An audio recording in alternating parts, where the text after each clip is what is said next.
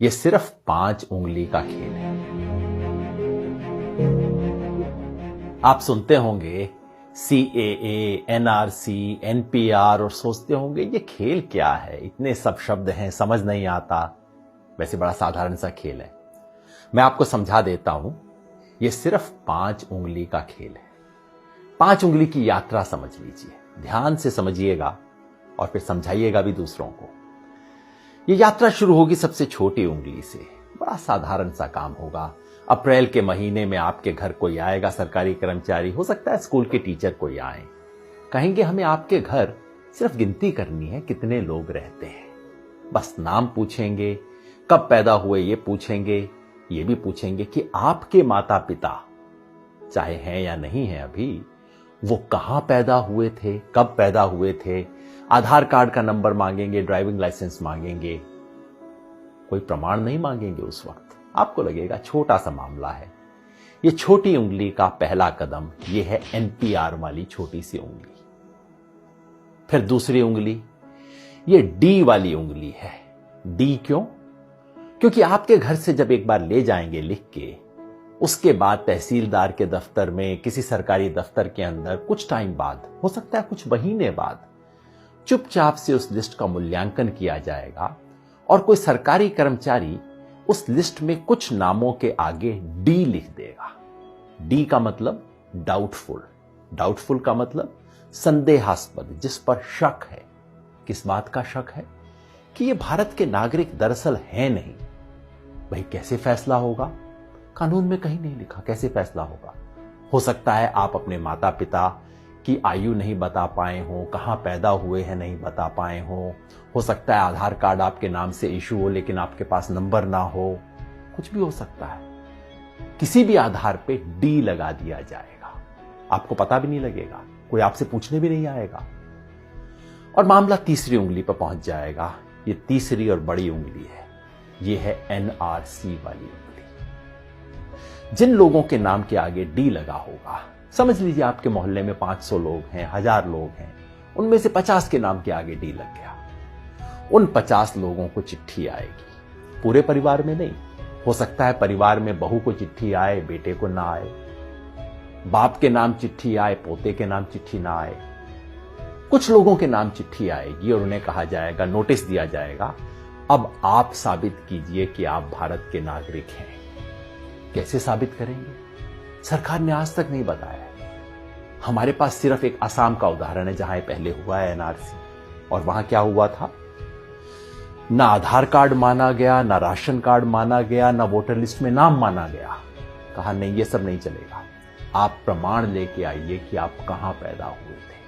आज से 30 साल पहले वोटर लिस्ट में आपका नाम था कि नहीं था, पुरखों का नाम था कि नहीं था, कोई संपत्ति का प्रमाण पत्र लेके आइए। साधारण लोग कहां से जुटाएंगे प्रमाण पत्र? इसके आधार पे उनमें से कुछ लोगों ने जो आधार अपने प्रमाण पत्र नहीं दे पाएंगे, उनका मामला चौथी उंगली पे पहुंच जाएगा। ये चौथी उंगली है फॉरेनर्स ट्राइब्यूनल की। यानी कि कहा जाएगा उस 50 में से समझ लीजिए 10 लोग बच गए जो प्रमाण नहीं दे पाए, जिनके पास कागज नहीं है, 15 लोग बच गए। उनको कहा जाएगा अब आपको आखिरी मौका दिया जा रहा है। ये उंगली आखिरी मौके की उंगली है।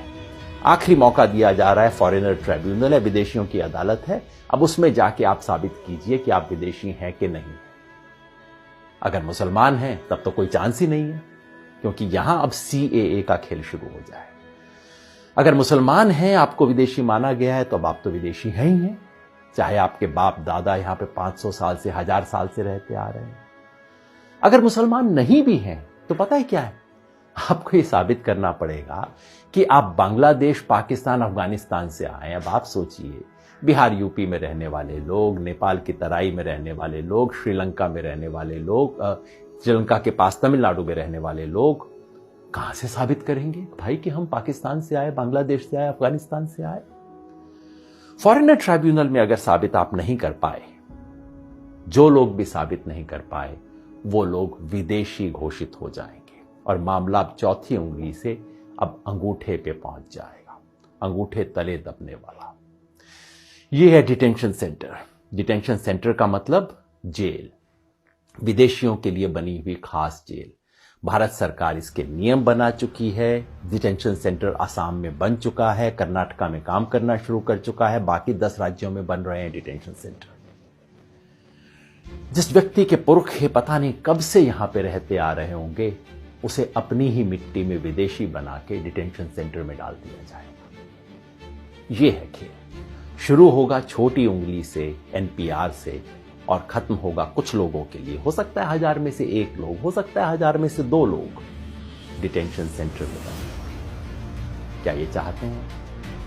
अगर नहीं चाहते तो इसे रोकने का एक ही तरीका है। ये 5 उंगली का खेल कैसे रुकेगा? जैसे ही पहली उंगली मोड़ने की कोशिश हो, आप 5 उंगलियां कर लीजिए बंद, मुट्ठी लीजिए कस और उठा दीजिए अपना हाथ। विरोध करना होगा, यानी कि जब पहली उंगली उठे एनपीआर वाली, एनपीआर का बायकॉट करना होगा। पूरे देश में जो नागरिकता संशोधन के बारे में आंदोलन चल रहे हैं, उन सब ने मिलकर कॉल दिया है। हम भारत के लोग, we the people of India, जो देश के 120 से ज्यादा संगठनों ने इकट्ठा होकर बनाया है, सब ने कहा है कि एनपीआर का बायकॉट करें। यानी कि जब आपके घर में कोई टीचर आए, कोई सरकारी कर्मचारी आए एनपीआर का डेटा लेने, प्यार से बात कीजिए। इससे बुरा बात करने की जरूरत नहीं। पानी पिलाइए, चाय पिलाइए, नमकीन भी खिलाइए। नमक खिलाना बहुत जरूरी है, क्योंकि ये संविधान का नमक खाते हैं, याद दिलाना है। ये कर्मचारी इस देश के कर्मचारी हैं, किसी पार्टी के नहीं है। सब कुछ दीजिए, प्यार से कीजिए, लेकिन कागज नहीं लिखवाएं। कागज में कोई सूचना नहीं देगी, क्योंकि एक बार सूचना दी फिर मामला आपके हाथ से बाहर है। कागज नहीं लिखवाएं। और अगर वो कहें कि ये तो कानून है, आपको करना पड़ेगा, उन्हें प्यार से कहिए, मास्टर जी आपकी बड़ी इज्जत करते हैं, लेकिन क्या करें, महात्मा गांधी की इज्जत थोड़ा ज्यादा करते। इस देश के राष्ट्रपिता ने कहा था कि अगर कोई असंवैधानिक, अन्यायपूर्ण कानून है, उसका विरोध करना हमारा अधिकार ही नहीं, हमारा कर्तव्य भी है, हमारा हक भी है, हमारा फर्ज भी है। इसी रास्ते पे हमें चलना होगा। याद रखिए, हम संविधान बचाने नहीं, एक हाथ में तिरंगा, दूसरे में संविधान, मन में अहिंसा और जन गण मन का गान। इसी रास्ते पे हमें चलना है। ये लड़ाई में हम लड़ेंगे और निश्चित जीतेंगे।